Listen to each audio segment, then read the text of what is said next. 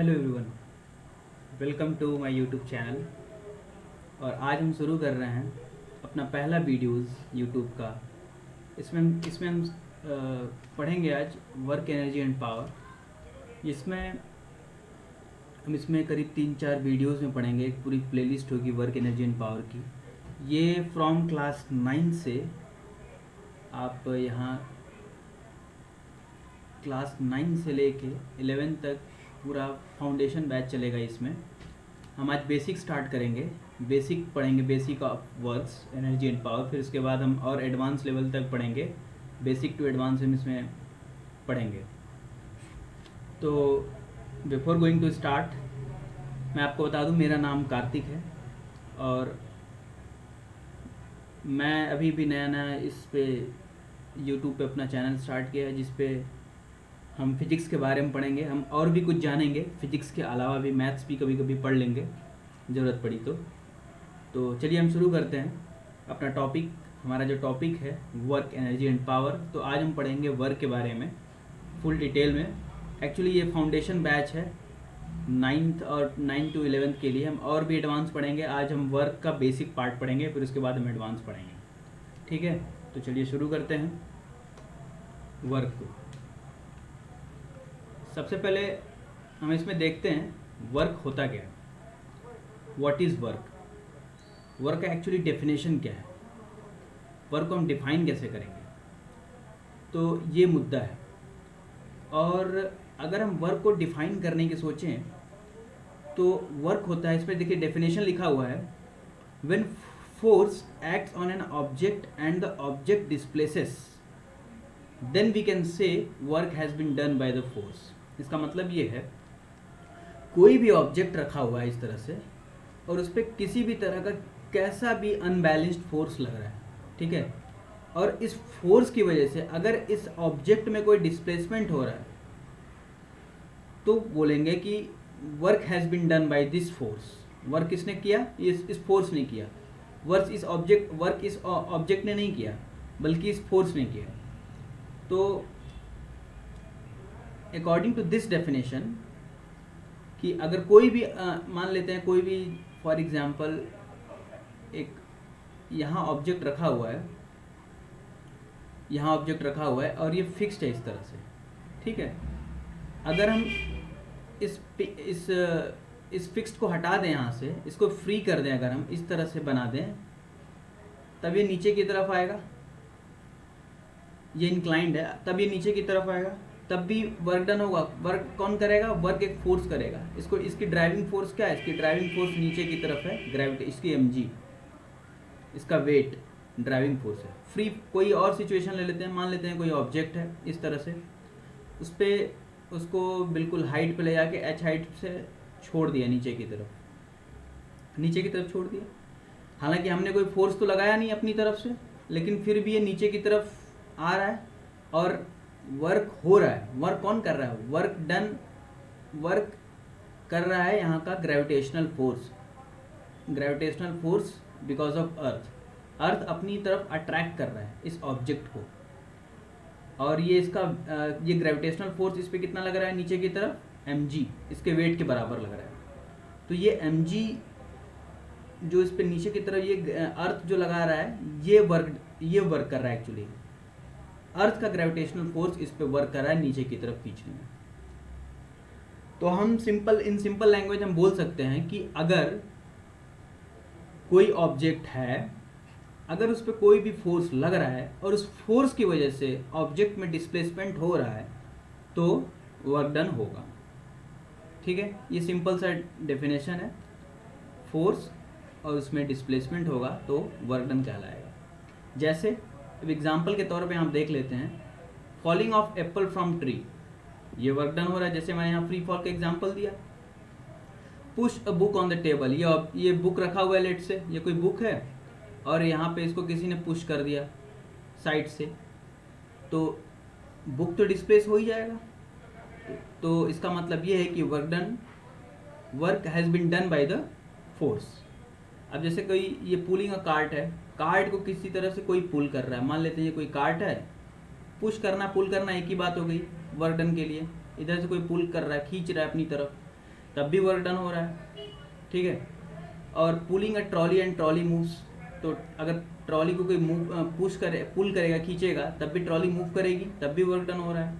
Lifting a book through height, कोई book रखा हुआ है टेबल पे, मान लेते हैं यही बुक रखा हुआ है टेबल पे, ये टेबल है और इस पर बुक रखा हुआ है और इसको कोई h हाइट पे उठा रहा है, तब भी वर्क डन होगा इसके अगेंस्ट ग्रेविटी। तो बेसिकली ये वर्क का बेसिक डेफिनेशन है कि वर्क होता क्या है। अब कोई बोल देगा कि कोई कुली है, लेट से कोई कुली है और इसने बैग को अपने सिर पे उठाया, तब तो वर्क डन हुआ। अगर मान लेते हैं सिर पे उठा के ये खूब घूम रहा है इधर उधर, कहीं चारों तरफ घूम रहा है, तो एक पोजीशन से, मान लेते हैं पोजीशन P1 है, यहाँ से P2 तक ले गया ऑब्जेक्ट को। मान लेते हैं ऑब्जेक्ट, ये कोई ऑब्जेक्ट O है, इसी ऑब्जेक्ट को यहाँ तक ले आया सिर पे उठा के। यहाँ से यहाँ तक आने में कोई वर्क डन हुआ क्या? फिजिक्स के लैंग्वेज में कहें तो ये जीरो वर्क डन हुआ। क्यों? क्योंकि ये जो ऑब्जेक्ट है यहाँ पे, इसके सिर पे, इसका वेट नीचे की तरफ लग रहा है, ठीक है, और इसमें डिस्प्लेसमेंट इधर की तरफ हो रहा है, तो इन दोनों के बीच में एंगल 90 डिग्री बन रहा है। ये हम देखेंगे आगे कि इनके बीच में अगर 90 डिग्री एंगल बनता है तो वर्क डन कितना हो जाता है? वर्क डन शून्य हो जाता है, जीरो हो जाता है। ये हम आगे के डेफिनेशन में देखेंगे। तो ये बेसिक डेफिनेशन हो गया कि वर्क एक्चुअली होता क्या है। अगर कोई अनबैलेंस्ड फोर्स है, उसमें डिस्प्लेसमेंट हो रहा है, तो वर्क कहलाएगा। अब हम इसका प्रॉपर डेफिनेशन देखते हैं। प्रॉपर डेफिनेशन क्या है इसका? Work done bye a force acting on an object is equal to the product of the force and the displacement of that object in the direction of force। क्या है ये? इसका मतलब ये है कि ये कोई ऑब्जेक्ट रखा हुआ है, अगर इस पर कोई फोर्स लगा, मान लेते हैं ऑब्जेक्ट M है, ये फोर्स F लगा, अगर इसमें कोई displacement in the direction along the force displacement होता है, तो वर्क डन कहलाएगा, अब इसको मैथमेटिकली कैसे देखेंगे? इसमें कौन कौन से फैक्टर काम कर रहे हैं वर्क डन होने में? एक तो फोर्स काम कर रहा है, पेन चेंज कर लेता हूँ मैं, एक फोर्स काम कर रहा है, ठीक है, और दूसरा कौन काम कर रहा है? दूसरा काम कर रहा है डिस्प्लेसमेंट। एक फोर्स काम कर रहा है और दूसरा कर रहा है डिस्प्लेसमेंट।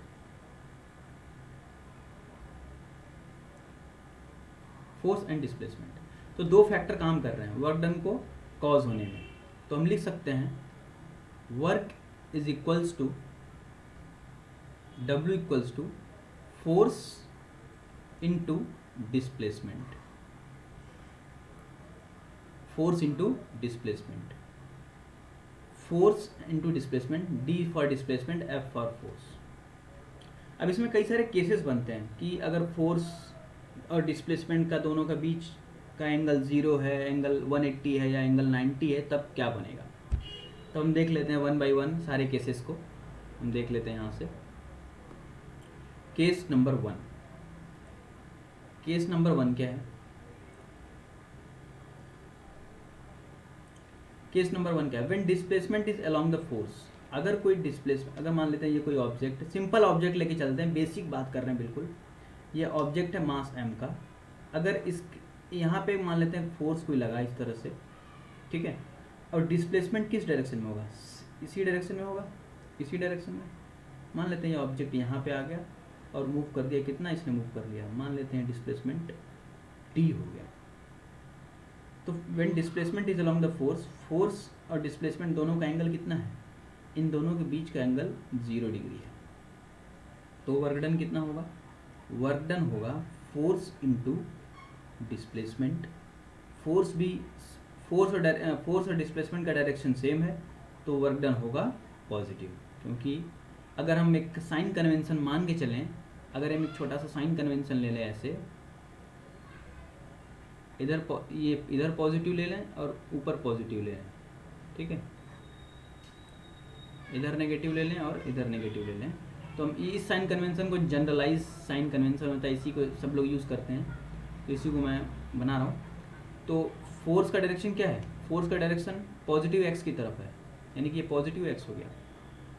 डिस्प्लेसमेंट यानी विस्थापन, हिंदी में विस्थापन बोलते हैं, और डिस्प्लेसमेंट का डायरेक्शन किधर है, ये भी सेम डायरेक्शन है, फोर्स के डायरेक्शन में, पॉजिटिव।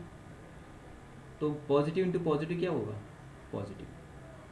तो वर्क डन क्या हो गया, पॉजिटिव हो जाएगा। तो इसका फॉर्मूला हो जाएगा W=F into D, positive sign के साथ आएगा। केस 2 की बात करते हैं। केस 2 क्या है, केस 2 है when displacement is opposite to force, जब डिस्प्लेसमेंट अपोजिट हो। जैसे ये कोई ऑब्जेक्ट है, हमने फोर्स लगाया इधर की तरफ, लेकिन डिस्प्लेसमेंट हो रहा है उल्टा इधर की तरफ। ऐसा किस केस में हो सकता है, स्प्रिंग में हो सकता है। स्प्रिंग में कैसे होगा, ये ऑब्जेक्ट मान लेते हैं, इसमें कोई ब्लॉक है, ये फिक्स्ड है, ये इस स्प्रिंग से बंधा हुआ है, हमने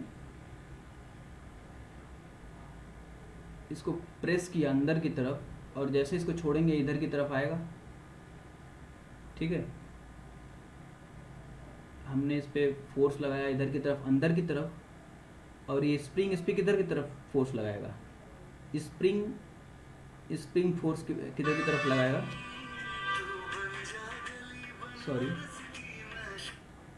स्प्रिंग फोर्स लगाएगा राइट डायरेक्शन की तरफ, और इसमें डिस्प्लेसमेंट किधर होगा, इधर की तरफ।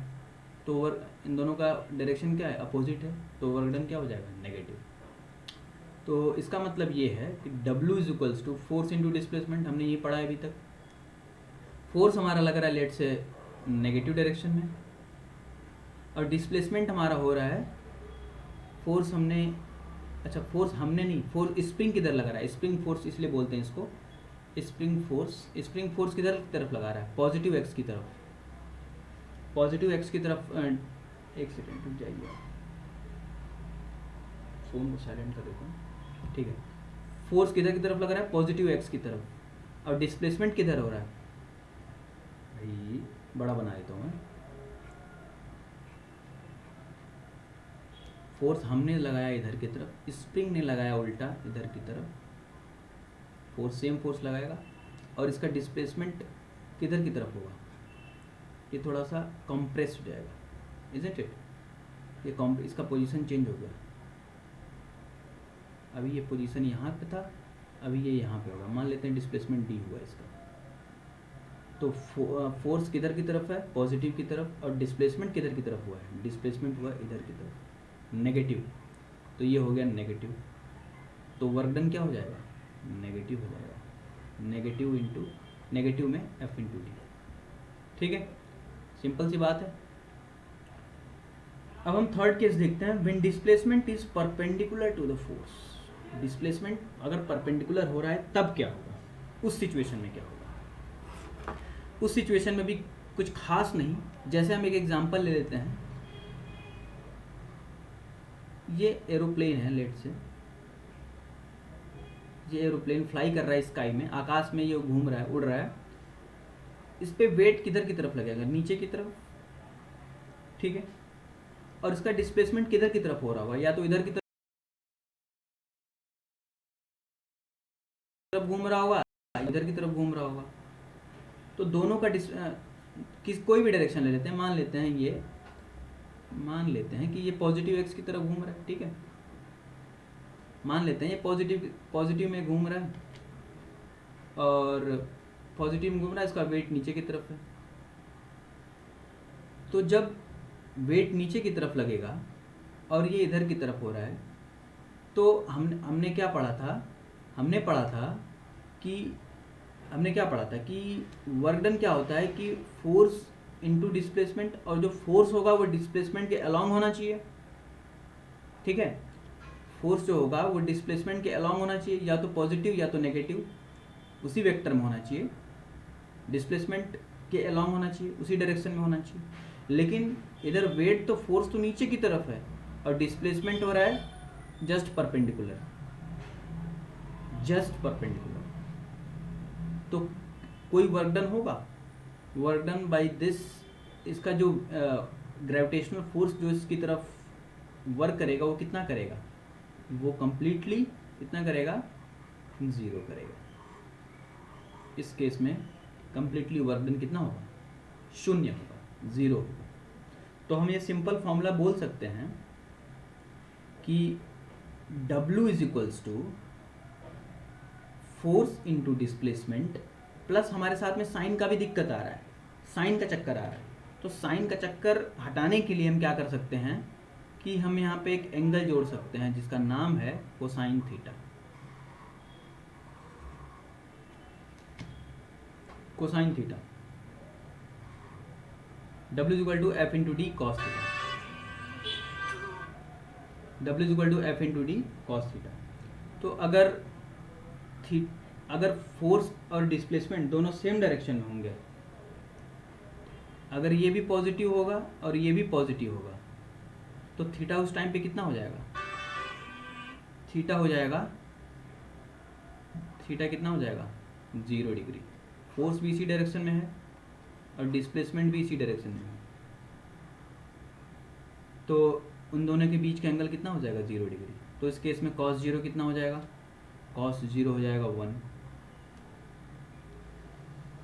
cos 0 हो जाएगा 1, cos 0 1 हो जाएगा।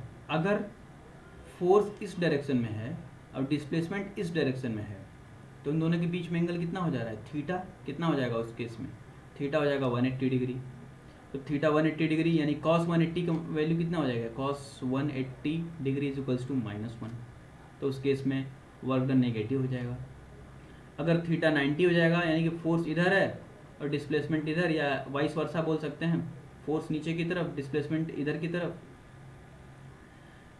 फोर्स नीचे की तरफ और डिस्प्लेसमेंट ऊपर, राइट या लेफ्ट की तरफ, तो उन दोनों के बीच में एंगल कितना हो जाएगा, 90 डिग्री। तो जब 90 डिग्री एंगल हो जाएगा तो cos 90 कितना हो जाएगा, वर्क डन उस केस में 0 हो जाएगा। तो हमने तीनों केस देख लिया बड़े आराम से कि कौन कौन से केस देखा। हमने एक केस देखा, एक सेकंड मैं इसको रफ कर देता हूँ थोड़ा।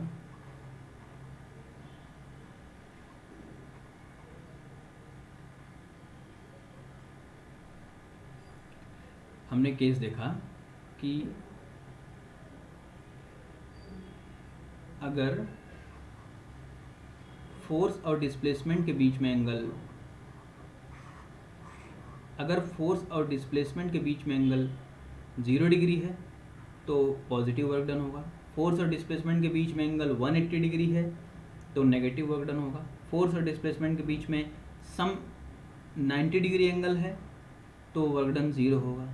उस केस में क्या होगा, जब फोर्स और डिस्प्लेसमेंट के बीच में बिटवीन 0 to 180 डिग्री एंगल होगा, 90 डिग्री भी नहीं होगा, उस 0 डिग्री भी नहीं होगा, 180 डिग्री नहीं होगा, कोई सम नॉन 90 नॉन 0 नॉन 180 होगा। तब क्या होगा, लेट से theta is equal to 30 degree. उस केस में क्या होगा, उस केस में हम केस 4 में देखते हैं। तो अब है when displacement is at an angle to the force, यानी कि ये कोई ऑब्जेक्ट है, मास m, फोर्स हमने लगाया इधर की तरफ और इसका डिस्प्लेसमेंट इधर की तरफ होगा।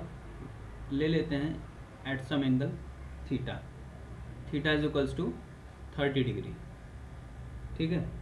और जब थीटा 30 डिग्री है और डिस्प्लेसमेंट इधर है तो उन दोनों के बीच में एंगल कितना हो जाएगा, उन दोनों के बीच में एंगल दिया ही है 30 डिग्री। तो W is equals to F into D cos theta. अभी हमने पढ़ा, इसका जनरलाइज डिफिनेशन है वर्क का, F D cos theta mathematical formula है।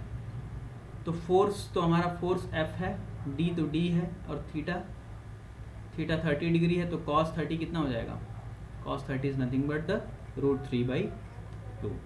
तो f into D √3/2, this is the work done by the force. Simple है।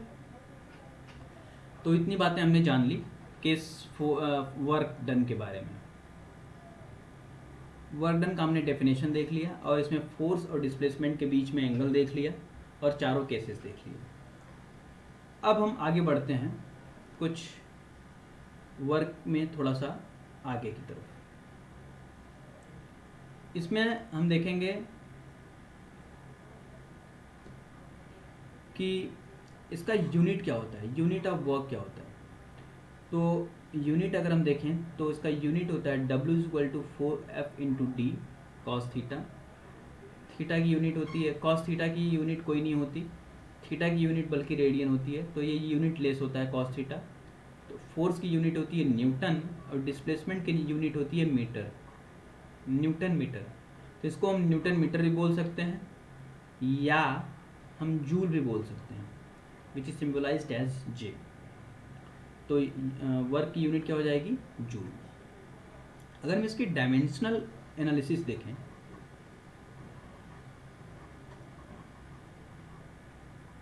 वर्क का डायमेंशन क्या होगा, वर्क का डायमेंशन बिल्कुल सिंपल है, न्यूटन यानी कि फोर्स। फोर्स का फॉर्मूला क्या होता है, फोर्स का फॉर्मूला होता है m इंटू ए।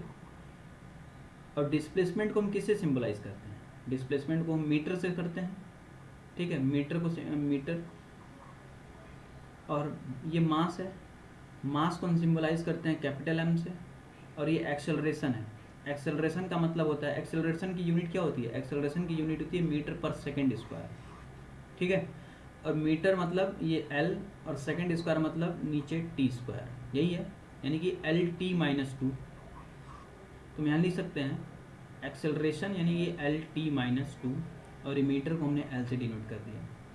तो इसका मतलब ये हो गया, तो वर्क का जो डायमेंशनल फार्मूला बनेगा वो बनेगा ML square T minus 2। Simple है, ML स्क्वायर T माइनस 2, ये इसका डायमेंशनल फार्मूला बन जाएगा वर्क का। ये एनर्जी का भी यही होता है क्योंकि उसका भी यूनिट जूल होता है, और वर्क का भी यही होता है क्योंकि इसका भी यूनिट जूल होता है। तो उन दोनों का फार्मूला एक ही बनेगा, dimensional formula ML square T minus 2। कई सारे फिजिकल क्वांटिटी, कई सारे फिजिकल क्वांटिटी के सेम डायमेंशनल फार्मूला हो सकते हैं, इसमें कोई दिक्कत वाली बात नहीं है। लेकिन सेम डायमेंशनल फार्मूला है तो क्या सेम क्वांटिटी होगी, ऐसा कोई ज़रूरी नहीं है। लेकिन कई सारे केसेस में कुछ physical quantity have same dimensional formula. ये है एक छोटा सा एक्सरसाइज है, बहुत ही छोटा और प्यारा सा एक्सरसाइज है, बिल्कुल कुछ नहीं है। ये कॉन्सेप्ट बिल्डअप का एक क्वेश्चन है, किस तरह से आपने सीखा है उसको कैसे यूज़ करना है, बस वो और कुछ नहीं है। ये क्वेश्चन क्या बोल रहा है, मैं पढ़ देता हूँ।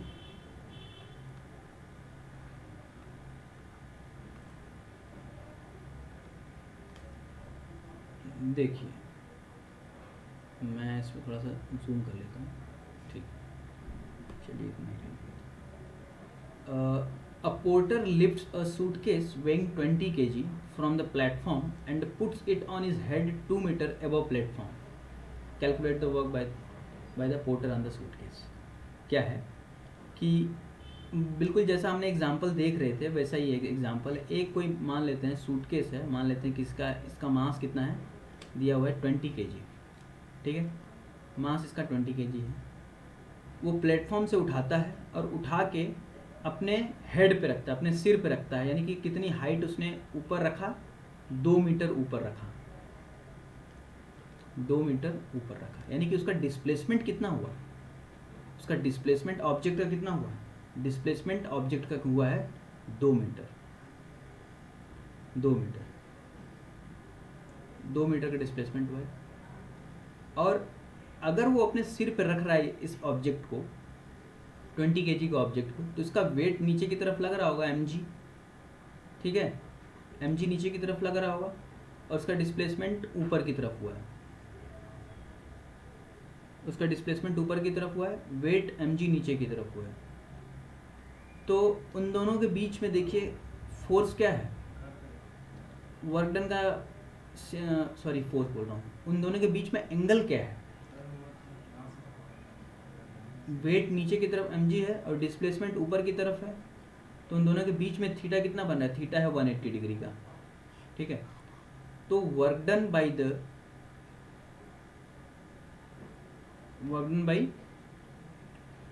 दिस पोर्टर विल बी कितना, नेगेटिव होगा, फोर्स ऊपर की तरफ, इस पे वेट नीचे की तरफ लग रहा है, इस पे mg नीचे की तरफ लग रहा है, डिस्प्लेसमेंट ऊपर की तरफ, तो work done by the this weight वो कितना होगा, वो mg होगा, ठीक है, और gravity work done by this mg will be, ये इसकी वजह से फोर्स नेगेटिव हो जाएगा। लेकिन यहाँ पे पोर्टर पूछ रहा, पोर्टर फोर्स कितना लगाएगा, तो पोर्टर का फोर्स हो जाएगा W इक्वल्स टू, फोर्स कितना लग रहा है नीचे की तरफ, जो नीचे की तरफ फोर्स लग रहा है वही ऊपर की तरफ फोर्स लगा रहा है, ऊपर की तरफ फोर्स लगा रहा है पोर्टर, ठीक है। और डिस्प्लेसमेंट कितना ऊपर की तरफ हो रहा है पोर्टर द्वारा, ये पोर्टर का है और ये वेट का है। उन दोनों के बीच में थीटा कितना बन रहा है 0 डिग्री। तो force into displacement is how much 2 metre, so 400 Newton metre. अगर जी की वैल्यू हम 10 ले लें तो 400 जूल, ठीक है, ये 400 जूल हो जाएगा, ठीक है। तो वर्क डन कितना हो जाएगा, work done by the porter on the suitcase is 400 joule, ये आपका आंसर हो जाएगा। नेक्स्ट एक्सरसाइज देखते हैं, ये क्या है, ये भी बहुत सिंपल सी एक्सरसाइज है। A person pulls a block on horizontal surface by applying a force of 5 newton, कितना 5 न्यूटन इतना फोर्स लगा रहा है at an angle of 30 degree with the horizontal, find the work done on this force. ठीक है, simple है। एक कोई ब्लॉक रखा हुआ है इस तरह से, एक पर्सन ब्लॉक को खींच रहा है हॉरिजॉन्टली, कितना फोर्स लगा रहा है 5 न्यूटन का इस तरह से फोर्स लगा रहा है at an angle of 30 degree, ये एंगल है 30 डिग्री का with horizontal, find the work done by this force on the displacement block through 2 metre. तो ये खींचने के बाद ये 2 मीटर का डिस्प्लेसमेंट होगा, ये कितना डिस्प्लेस कर गया, ये 2 मीटर का डिस्प्लेसमेंट होगा इसका। तो सिंपल है, कितना वर्क डन होगा। देखो हमने क्या पढ़ा था, F into D cos theta पढ़ा था, ये पढ़ा था। सिंपल है, F और D के बीच में एंगल कितना है, ये F ऊपर की तरफ लग रहा है, दिस इज F, और डिस्प्लेसमेंट D, उन दोनों के बीच में एंगल कितना है 30 डिग्री का। तो सिंपल है, बस फॉर्मूला रख दी, वैल्यू रख दीजिए 5 and 2 and cos 30, 5 into 2 is 10 and cos 30 is √3/2, so 5 √3, अगर √3 की वैल्यू 1.7 रख देंगे तो हो जाएगा 8.5 joule. This is work done by this force, ठीक है, work done by this force. तो हम इतना रखते हैं आज वर्क के लिए। हमने सिर्फ बेसिक देखा कि वर्क एक्चुअली होता क्या है, वर्क हमने क्या क्या देखा, वर्क क्या होता है, व्हाट इज़ वर्क, इसका डेफिनेशन देखा, और डेफिनेशन में इसके कई सारे केसेस देखे, फोर्स और डिस्प्लेसमेंट के, फोर्स एंड डिस्प्लेसमेंट के, और हमने 2 एक्सरसाइज सॉल्व किए। इसमें वर्क में बेसिक जानने के लिए इससे ज़्यादा कुछ नहीं है, ये फॉर क्लास, ये सिर्फ एक बेसिक कॉन्सेप्ट बिल्डअप करने के लिए हमने एक लेक्चर लिया था। उसके बाद हम देखेंगे और फाउंडेशन बेसिस पे काम करेंगे। मैं इस पे कई सारे क्वेश्चंस ले आऊँगा, जिससे NTSC में आए हुए क्वेश्चंस, कुछ CBSE में आए हुए, कुछ अदर कॉम्पिटिटिव एग्जाम्स में आए हुए क्वेश्चंस में, इसमें हम देखेंगे, वर्क पे सॉल्व करेंगे। और भी इसमें आगे लेक्चर लूँगा मैं, वर्क के अलावा, वर्क में और फर्दर इसको क्लासीफाई करेंगे और अच्छे से पढ़ेंगे, एनर्जी पढ़ेंगे, भी पावर पढ़ेंगे। तो तब तक के लिए thank you so much, thank you.